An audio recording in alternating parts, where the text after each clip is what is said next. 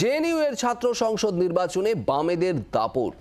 শুক্রবার হওয়া ভোট শেষে ছাত্র সংসদে 4টি আসনেই জিতেছে বাম ছাত্র সংগঠন। 4 বছর পর জেএনইউতে ছাত্র সংসদের ভোট হলো, আর এই ভোটে 3100 ভোট পেয়ে ছাত্র সংগঠনের সভাপতি হয়েছেন ধনঞ্জয়। 2762 ভোট পেয়ে সহসভাপতি হয়েছেন বাংলার অভিজিৎ ঘোষ। 3440 ভোট পেয়ে সাধারণ সম্পাদক হয়েছেন বাম সমর্থিত বাপসার প্রিয়াংশী আর্য। 3035 ভোট পেয়ে যুগ্ম সম্পাদক হয়েছেন মোহাম্মদ সাজিদ।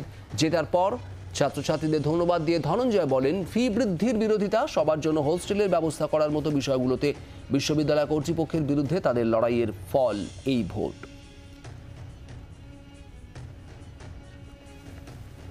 ये छात्रों की एक जीत है, एक मैंडेट है जो सरकार छलावा कर रही है छात्रों और युवाओं के साथ।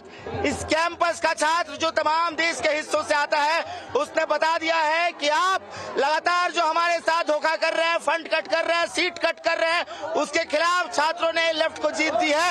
और 50 साल से एक लेगेसी छात्रों की रही है, लेफ्ट के छात्रों की रही है कि उन्होंने इस कैंपस में इंश्योर करवाया है कि सबसे वंचित तबका सबसे कम पैसे में सबसे बेहतर पढ़ाई करेगा।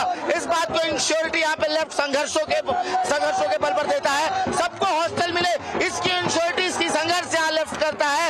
तो इसीलिए यहाँ के छात्र लेफ्ट पे भरोसा किए हैं और हमें जिताए हैं। বাংলার আওয়াজ, বাঙালির আবেগ, জি 24 ঘন্টা।